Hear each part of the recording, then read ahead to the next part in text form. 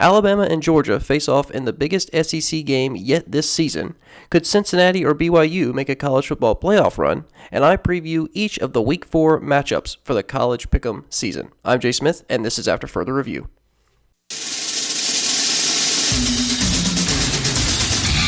And now, after further review, a Clemson student's perspective on sports. And a personal foul on number 99 of the defense. After he tackled the quarterback, he's giving them business down there. That's a 15-yard penalty.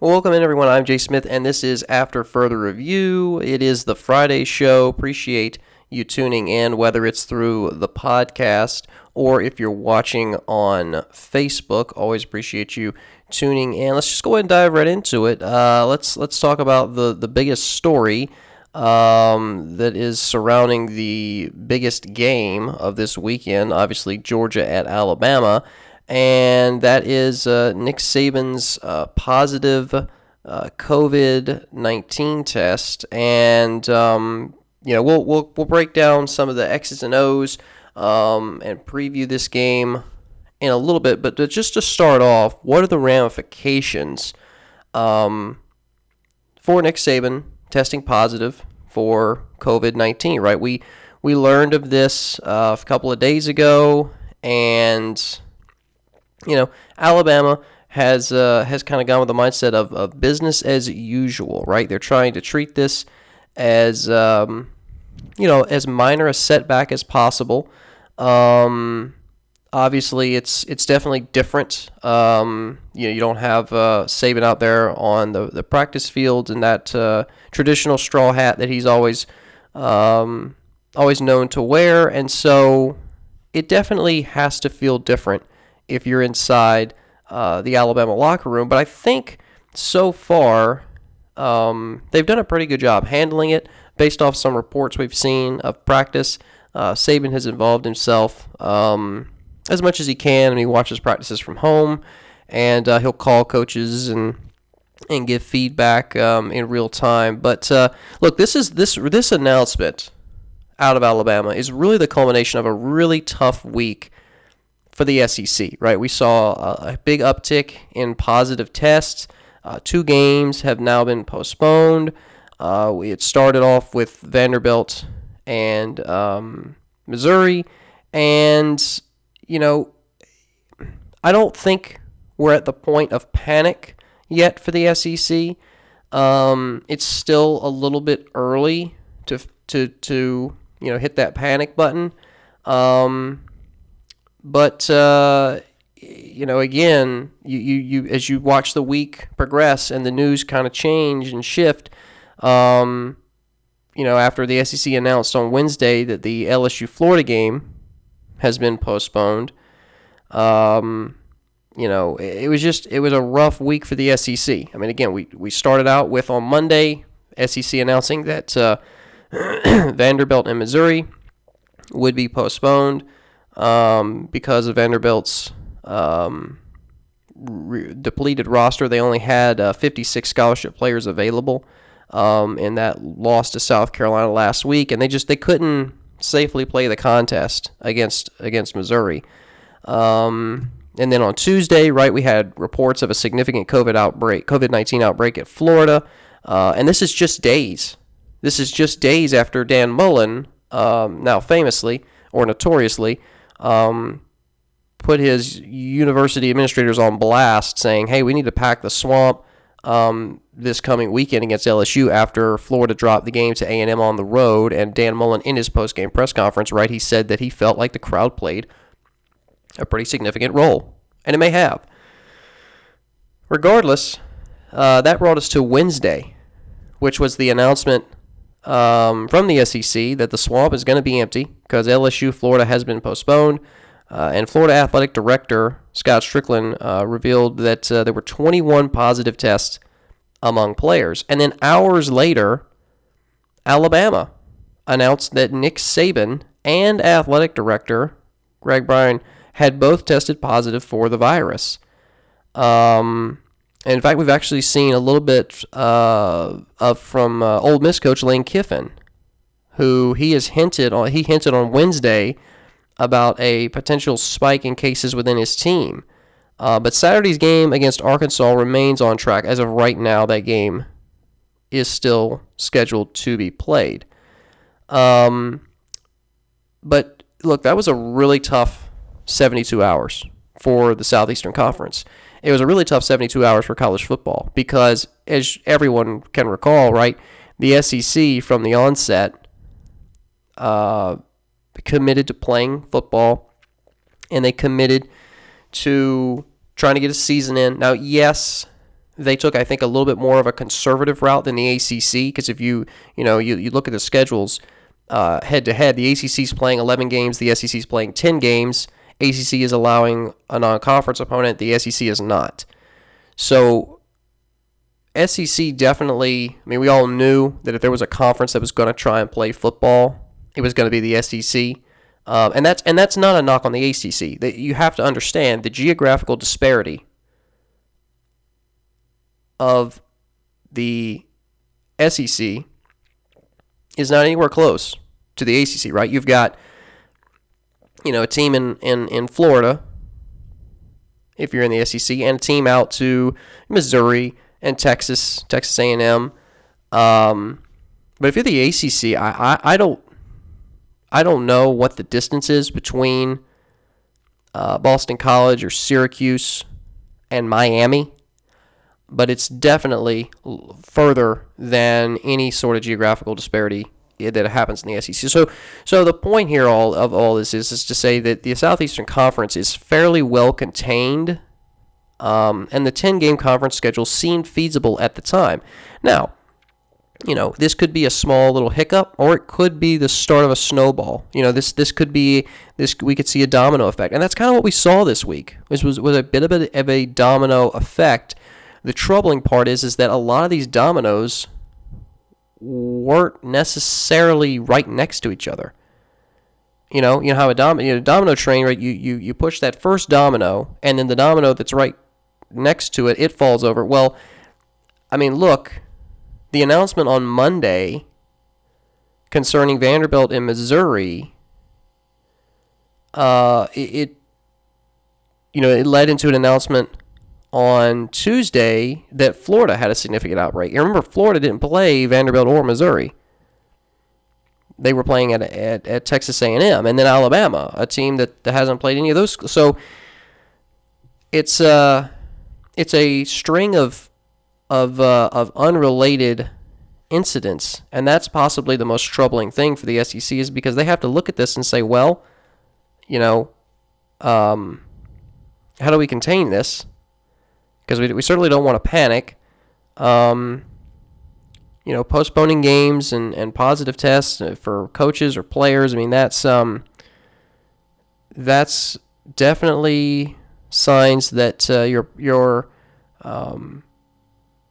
system is not perfect, and we knew it wasn't going to be perfect, right? We knew there were going to be flaws, but you better believe that this entire offseason coming up, it's going to be spent planning and revamping their COVID-19 protocols or any sort of health safety protocols, because that next season, regardless of how relevant COVID-19 still is in the public sphere, the colleges and universities are still going to be testing players more frequently probably than they were in the past. I think that's the big takeaway. I think the biggest takeaway from COVID is going to be a complete restructuring of how college athletic departments monitor the health of their players. Not just for COVID, but for everything. This sort of increased testing and quarantining and that's going to become, I think, more the norm than the exception. We'll see. We will see, but you have to imagine with the time and the energy and the money that's being invested into student athletes, that their medical well-being is a top priority. And so this whole COVID-19 season this whole COVID-19 experience is an introduction to what I think is going to become more of a norm across colleges and universities, especially in athletics, from a health standpoint. And it's not just, I'm not the only one saying this, right? I've got notes here from Arkansas Athletic Director Hunter Yurachek.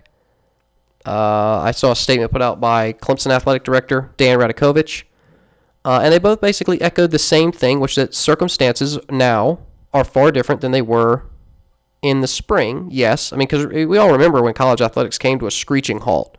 I mean, it was almost overnight. It was almost too quick to process what was happening, because every day there was a new announcement. Every day there was a new cancellation. Every day there was a new thing that was now being shut down.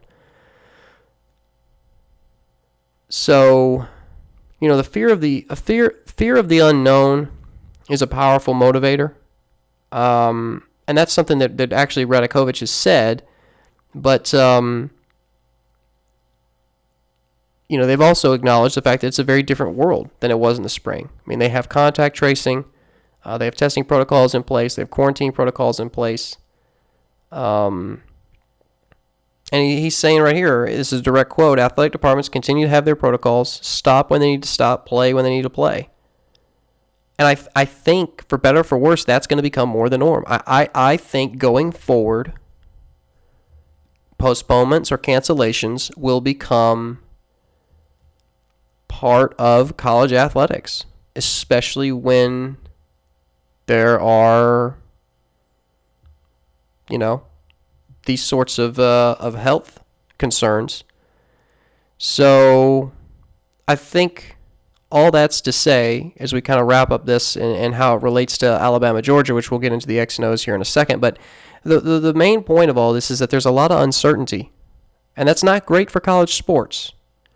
That's not great for schools that rely on non-conference games with big-time FBS opponents. It's not good for schools that rely on March Madness. It's not good for anybody. But I believe that it's going to become more of the norm, because of what COVID-19 has done across the country. And there's not just financial implications for all of this. So it was a really bad week for the SEC in terms of COVID-19. I mean, that's really the main point here, right? It was not a great 72 hours. And, I mean, we're going into this week, right, with the SEC having no game postponements.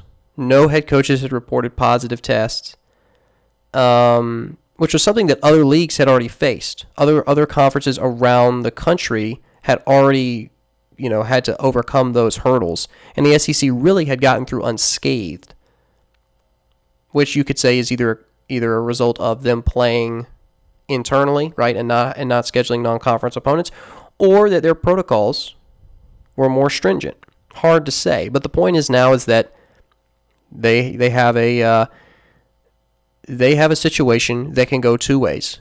It can either get taken care of, and in 2 weeks we're back to where we were, or it can snowball. And that's where the uncertainty comes in. That's why we're talking so much about all this and what it means for college athletics as a whole, because again, the uncertainty is it's a problem, I think, and it's going to continue to be a problem.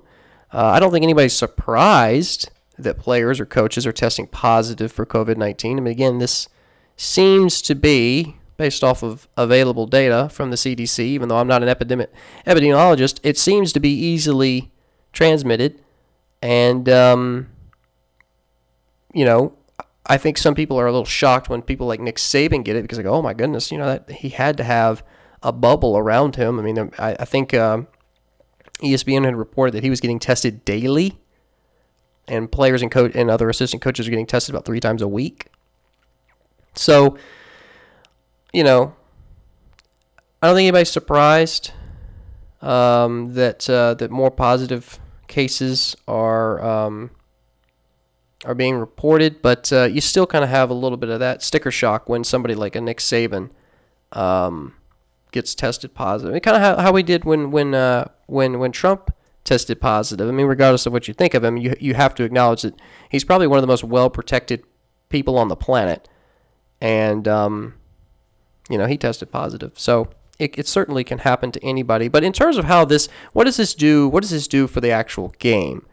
And I wanted to talk about that, but I also felt like it was important to address, the non-X and O part of this equation.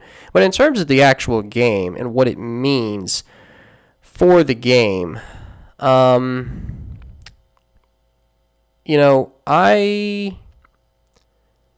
think Steve Sarkisian he's Alabama's acting head coach right now, offensive coordinator, obviously, and he's going to be going up against Georgia's Kirby Smart. I don't think Alabama's going to radically alter their game plan. Just because this is a different situation, right? When you see a coach get fired in the middle of a season, there is a recognition from everybody involved that, okay, what we were doing was not working. The guy that we've appointed as our interim or as our acting head coach, like, he needs to do something different from what we've been doing. That's not the situation here. So I don't think Alabama's game plan is really going to change that much. I think the only thing that could really change is their headspace, right? Where they are mentally, because their head coach is not there leading them on the sideline. With that being said, Alabama's defense is about as good as a wet paper bag right now, and we saw that against Ole Miss.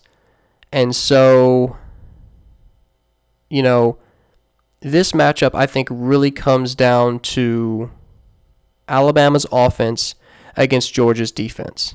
I mean, you look at Alabama, they have the number one offense in the country based off of ESPN's metrics right now, and Georgia has the number one defense, again, based off of those metrics. But, this game obviously being played at Alabama, I think favors Alabama.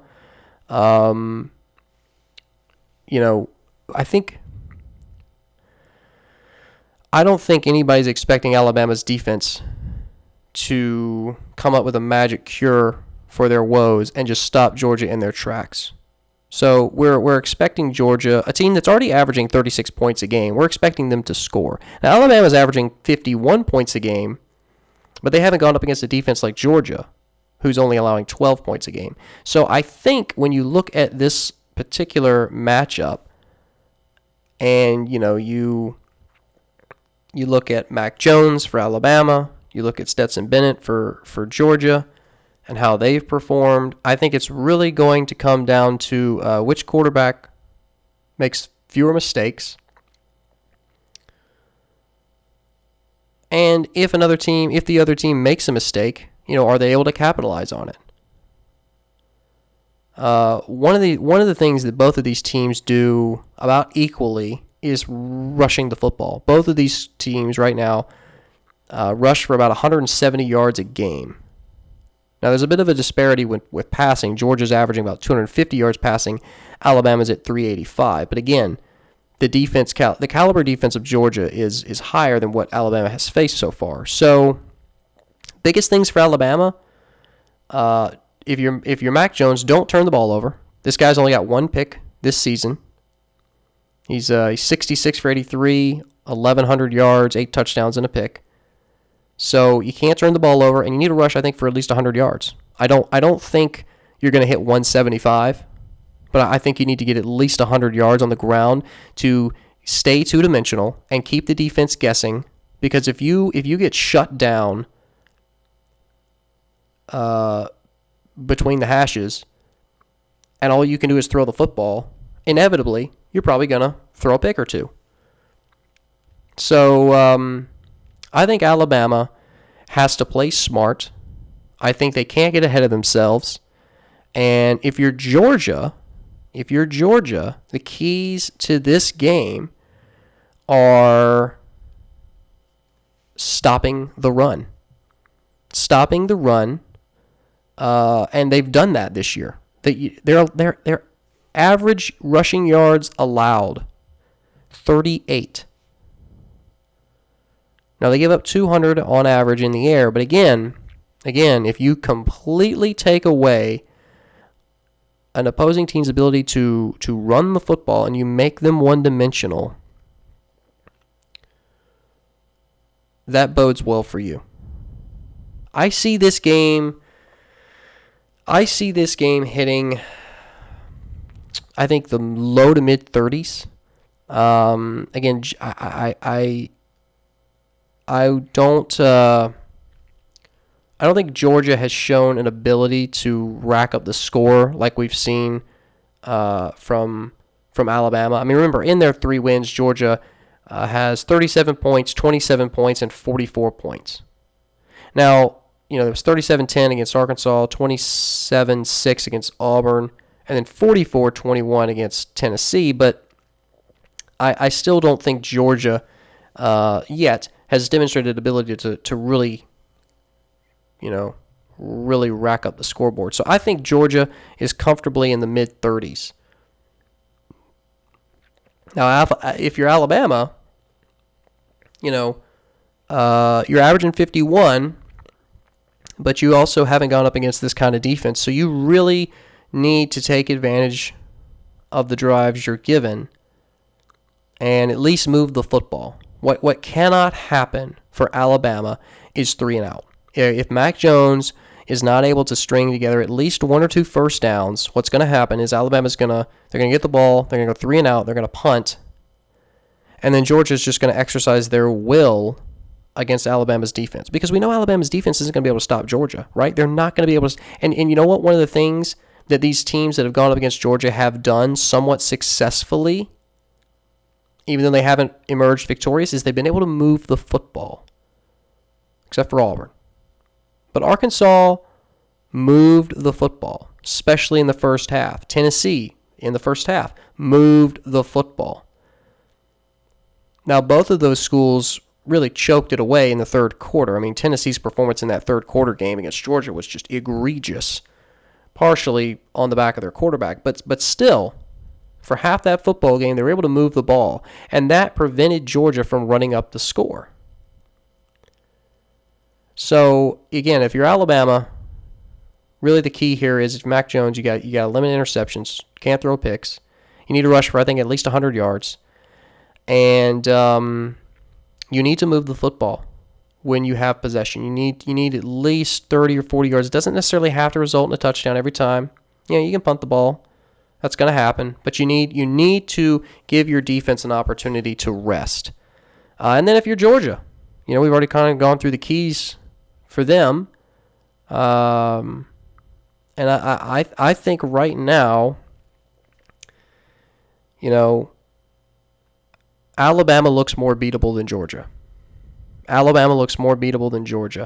I think if you compare these schedules, Alabama obviously has wins against Missouri and Ole Miss on the road, and then Texas A&M at home, and then Georgia has wins on the road at Arkansas, and then at home against Auburn and Tennessee.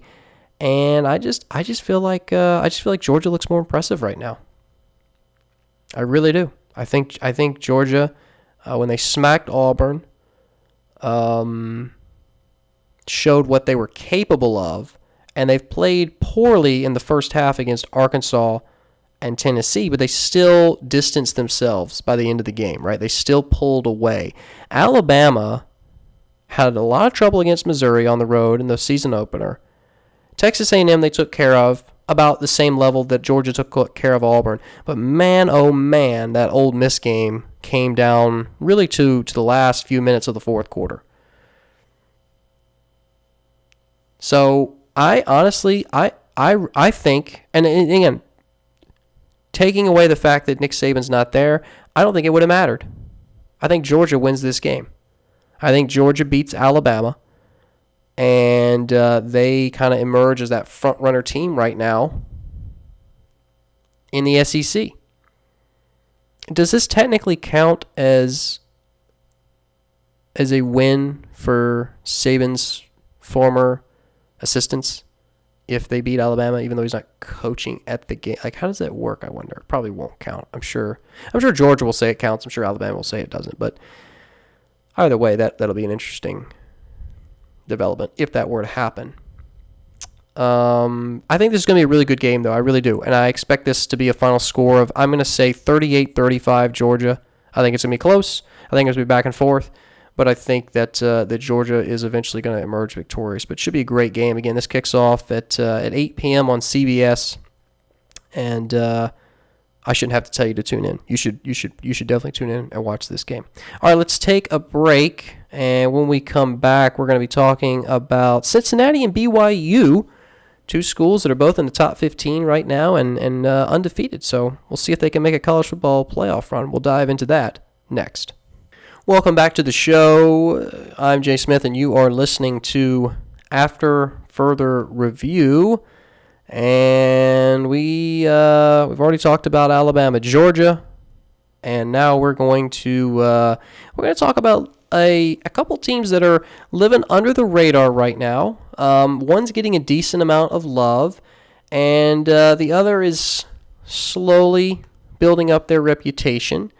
And I'm talking about Cincinnati and BYU, two teams that are right now in the top 15, both undefeated. And I guess the question is anybody really paying attention? Is anybody really paying attention to what these two schools are doing right now? I felt like the BYU UT San Antonio game from last week was going to be really close, and it was. It was a 27-20 victory for BYU, the closest game they've had this season. But that was a really good UT San Antonio team. And, again, BYU had an opportunity to play at Army earlier this year. It was postponed. But they've gotten their other games in, and they have a pretty easy slate to finish out the season at Houston, Texas State, Western Kentucky, Boise State on the road, San Diego State. Cincinnati has at SMU, who's currently ranked 17th, also in the American. You got Memphis, Houston, ECU, at UCF, at Temple, and at Tulsa. But look, again, you look at these two schools. Again, Cincinnati in the American right now.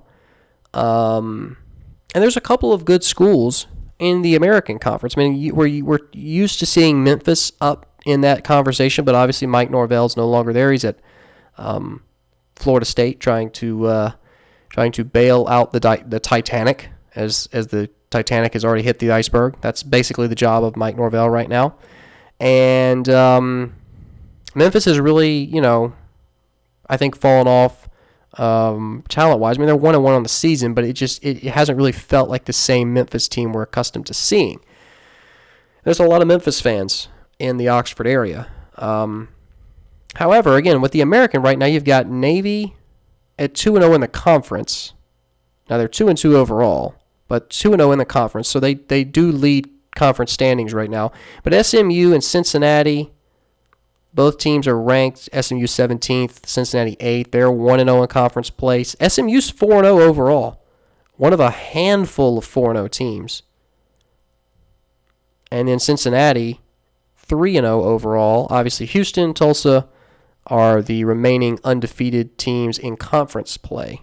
So there's five teams in the American that haven't lost a conference game. Only 3 are undefeated, that being SMU, Cincinnati, and Houston. So those are the 3 you really should focus on: SMU, Cincinnati, and Houston.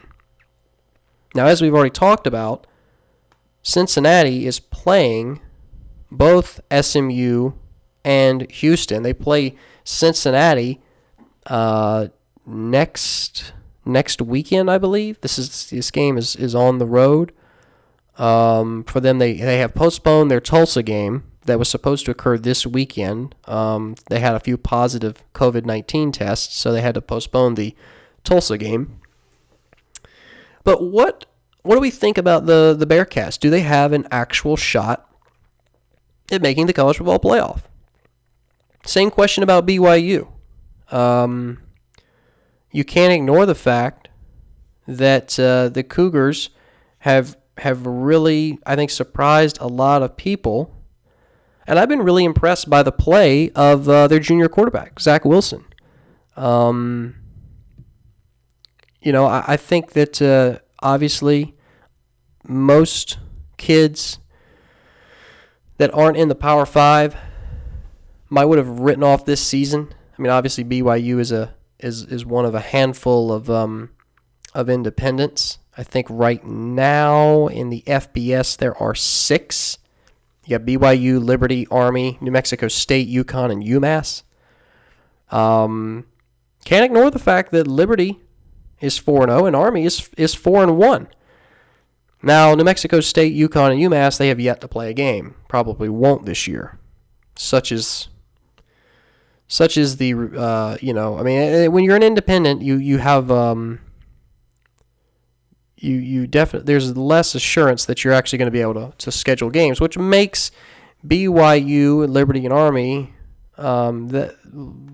impressive that they have been able to find opponents. And BYU has put together a fairly comprehensive schedule. And if BYU or Cincinnati are able to get through their season undefeated, where are they going to rank?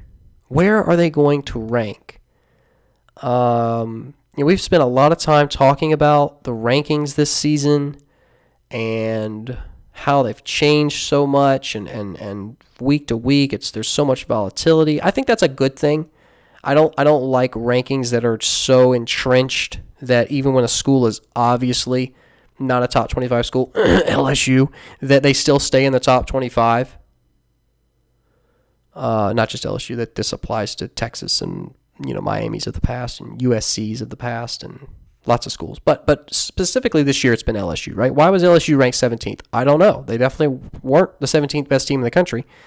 But the AP poll, they just couldn't remove them, right? They were like, we can't. We have to give them one more chance. No, they suck. They shouldn't be ranked. They're still receiving votes, though, if you can believe it. LSU is still receiving votes in the AP poll. Like, what? It's hard for me to understand.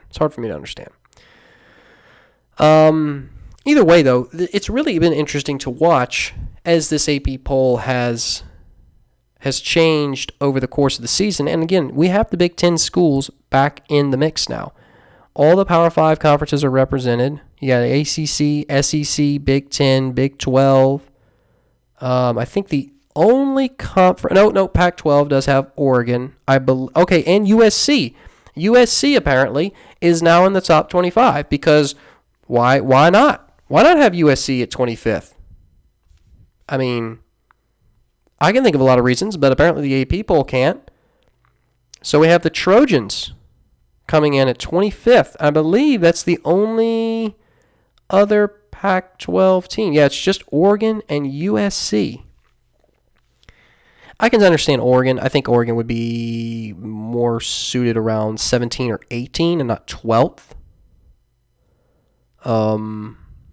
But regardless, all 5 Power 5 conferences are represented. And so that brings us to the SMUs, the Louisiana Lafayettes, the BYUs, and the Cincinnatis of the world. Four group of 5 and an independent in the top 25 right now. So I think if Cincinnati runs the table, I think they're eventually going to look at a spot that's, I mean, right now there's a lot of disparity between Clemson and the rest of the country. We've already talked about this on the Tuesday show, right? Can anybody beat Clemson? Right now the answer is no. And so Clemson right now has got the top spot. They are locked into the top spot. Now Georgia and Alabama, one of those schools is going to lose this weekend. And I think it's going to be Alabama. Now, will Alabama drop out of the top 4? I think maybe. it's hard to say because there's such a gap between you have first way up here at the very top, and you have second and third that are very close together in terms of points, and then fourth down there's a pretty substantial gap. So even if Georgia beats Alabama, if it's close, I don't think Alabama drops below Notre Dame. I don't think they do. They're still getting 2 first-place votes right now. Now, hopefully they won't get first-place votes if they lose to Georgia, but, AP poll voters are stupid, so could happen. Regardless, though, I think based off a 38-35 final score that they stay in the same spot. They just flip. Georgia 2, Alabama 3. So you got Notre Dame 4, North Carolina 5, Ohio State 6. They've yet to play a game. Oklahoma State 7, and then Cincinnati at 8. Again, there's going to need to be some movement for Cincinnati to make a run. Now, I think it's going to be much easier for BYU to get in the top 10 than Cincinnati to get in the top 4. BYU wins a couple more games. They leapfrog, I think, Oregon, who's not played anybody. I think they'll leapfrog Miami and A&M and Florida, maybe even Penn State. That would put them at 9th. I think BYU realistically would be able to crack, I think, the top 6 or 7 if they ran the table. I don't think they're going to get a playoff berth. And the reason for that is because they're already behind the 8 ball because Cincinnati's in front of them. Now, if Cincinnati loses to SMU on the road next weekend, that completely flips the script. Obviously, at that point, one loss for a group of 5 team and they're done. So that would be a removal of Cincinnati from the equation. And now it's just up to BYU. And BYU at that point could maybe claw their way. But man, it would be tough with opponents like Houston, Texas State, Western Kentucky, Boise State, and San Diego State. So if there's going to be a group of 5 that makes the playoff or I guess has an argument for the playoff, it's going to be Cincinnati. The season's not going to be BYU. And I'm sorry, I hate that. But I just don't see it. I don't see the stars aligning for BYU regardless of how talented they are, regardless of how badly they beat their opponents. Because, again, the only close game they've had this season is UT San Antonio. But I just don't think they're going to be able to claw their way up 10 spots, even if Cincinnati were to lose and drop off, because of the teams that are in front of them, unless those teams start losing games. And I think you got to have 2 losses. I think BYU, being an independent, not having a single ranked opponent on their schedule, besides the Army postponement, which I don't think will be played, maybe, if our Armies are ranked at the time of that game. But I don't see how you make the argument for BYU as one of the best 4 teams in the country when their opponents just would be throttled by any of the other schools right now. I don't think Clemson, Alabama, Georgia, Notre Dame, North Carolina, Ohio State, or even Oklahoma State would have any trouble demolishing BYU's schedule. That's not to say that BYU is not a great football team. They are a great football team. I think the best independent we've seen in several years. But I don't think they're going to crack the top 4 this season. I don't think that'll happen. What's getting more and more interesting is the fact that we have 3 ACC teams in the top 5. Clemson, Notre Dame at 4, and North Carolina at 5. Now, yes, you have Alabama and Georgia at 2 and 3, respectively. But, man, if you start the playoff today, you got 2 conferences represented, the ACC and the SEC. That's it, man. That's it. And I know there's going to be people out there saying, well, Ohio State, man, they haven't had a chance to play. And well, yeah. But guess what?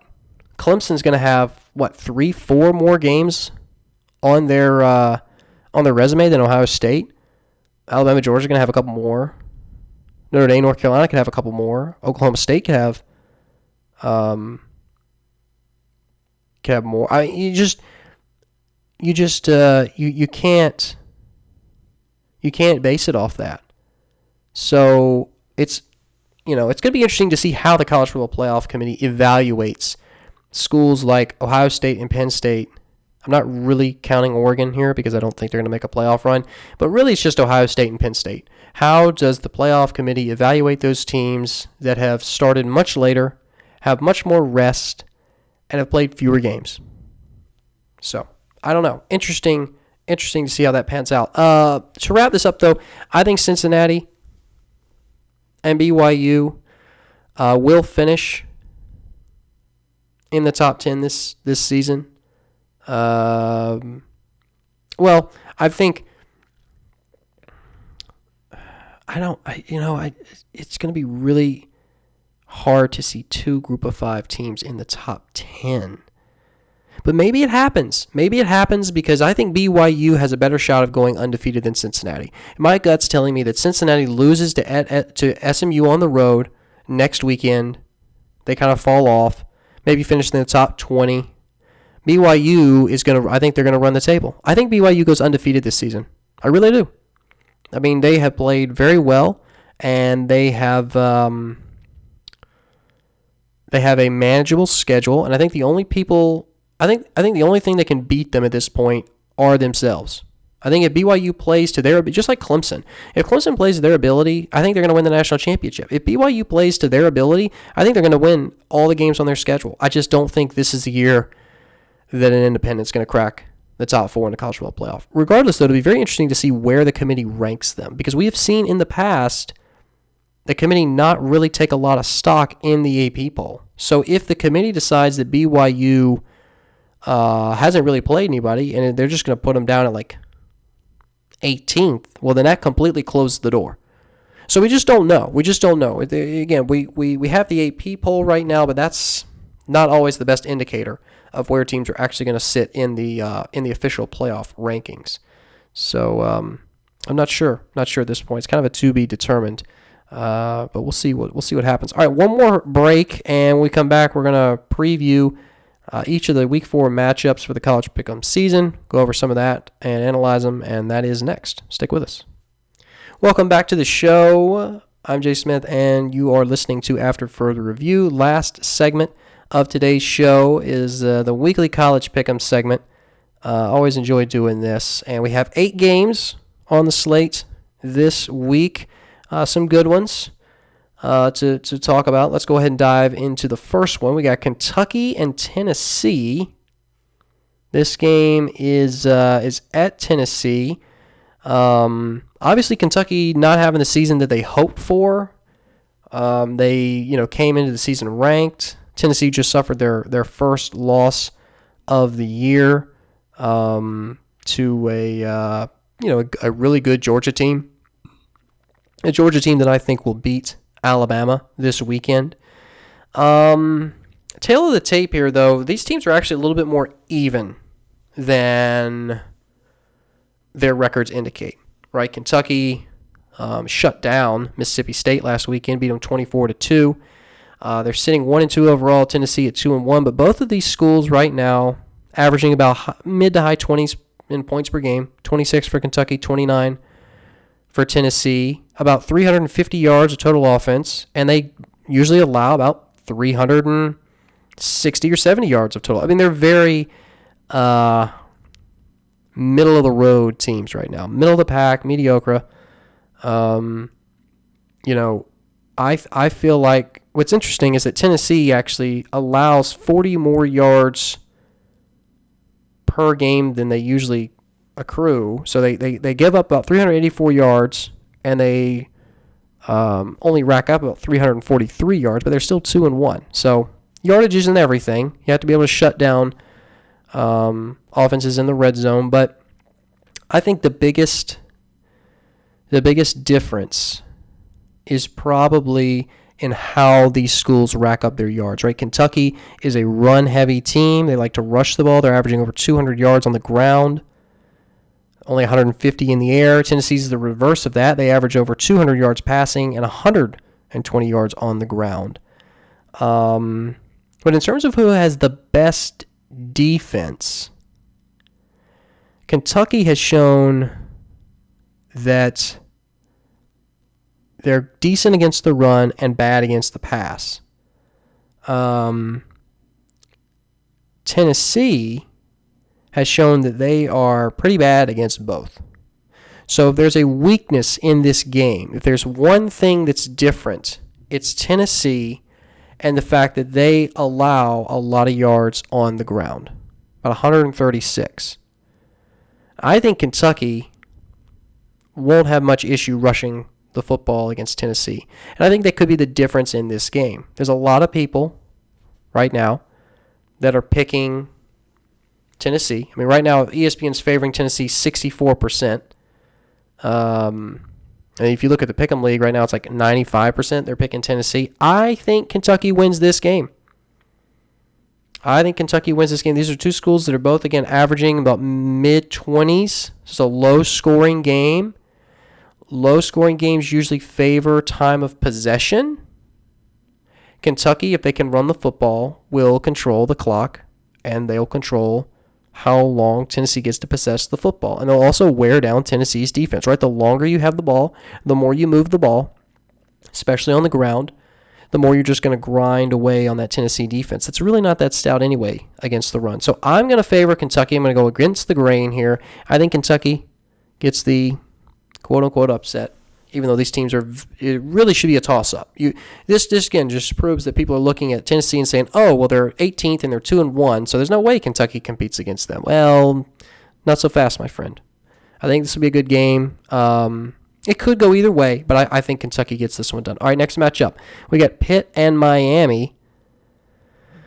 Miami obviously is looking to bounce back. They're obviously with the recent loss to Clemson, 42-17. So they're 3-1 overall. And then Pitt started the season on a pretty high run. They were 3-0, and they've lost two heartbreakers in a row. NC State at home, 30-29, and at Boston College in overtime, 31-30. So, man, I mean, if you're Pitt, you're sitting here going, we are a couple of mistakes removed from a 5-0 start. We could have been 5-0, probably could have been in the top 15 at this point, maybe at the top 10, because I don't even think do we have a 5-0 football team right now? We do not. We have 3 4-0 teams: Clemson, BYU, and SMU. Those are the only 4-0 football teams in the country right now. Clemson, BYU, and SMU. Yeah, so Pitt could have been the only 5-0 team in the country. That probably would have given them a top 10 spot. Regardless, they're 3-2, and they're probably wondering what happened to their season. And now they're going up against a really good Miami team. You know, Miami's still good. Miami, they got throttled by Clemson, but trust me, everybody's going to get throttled by Clemson this year. So I feel like Miami will bounce back. And we talked about this when we were talking about the Red River rivalry last week. You know, you want to avoid 3 losses in a row. That's when you start to go into free fall. And I don't think Pitt's going to be able to.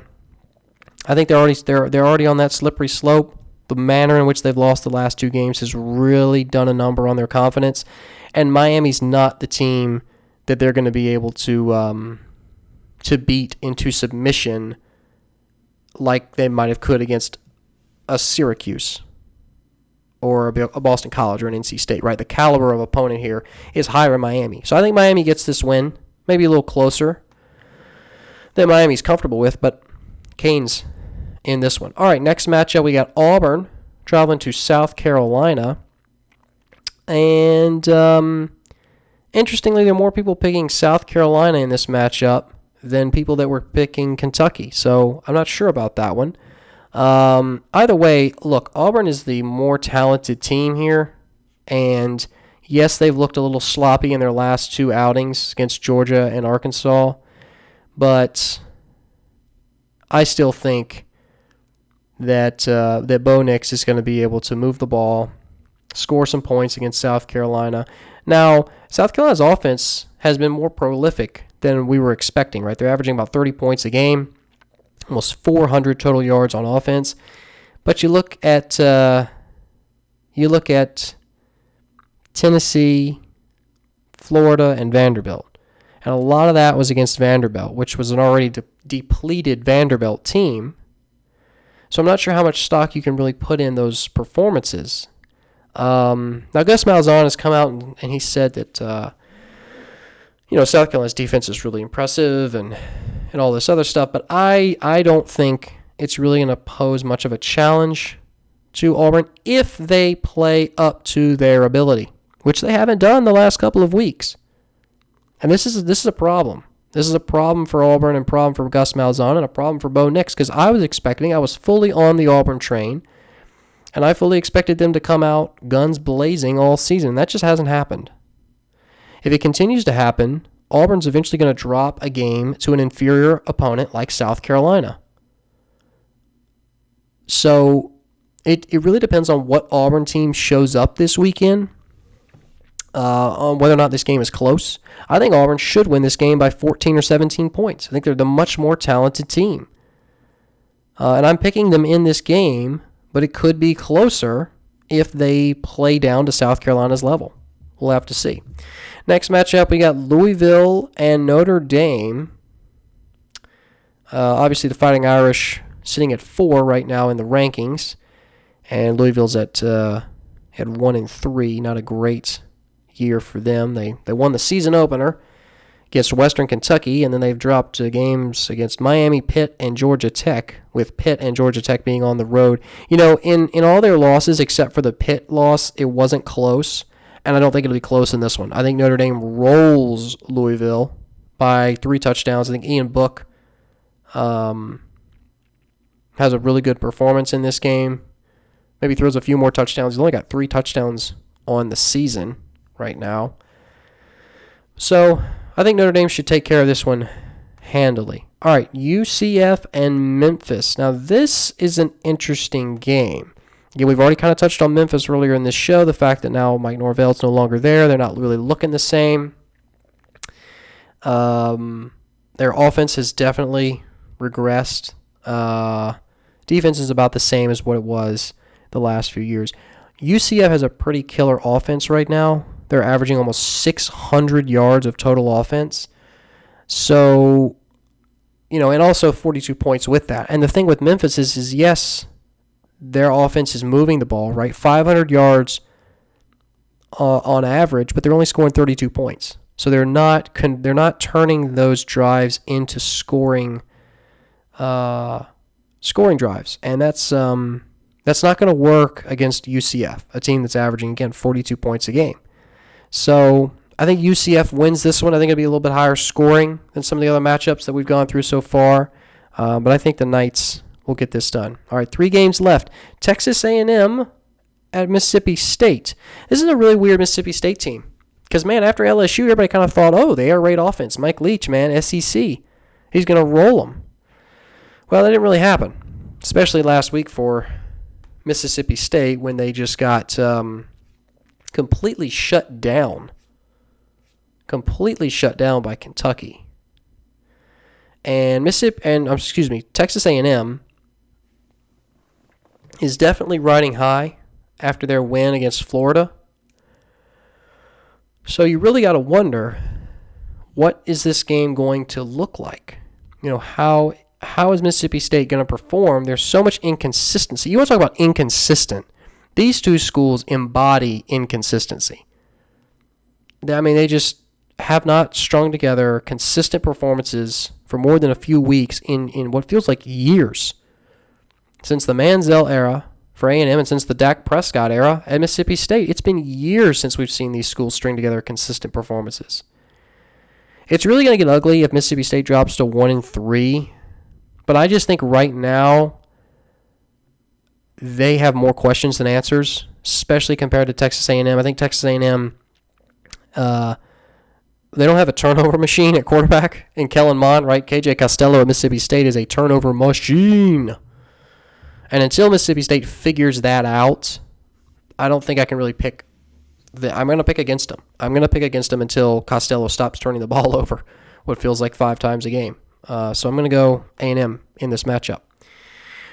North Carolina taking on Florida State. This is the primetime ABC game, obviously because Georgia, Alabama's on CBS.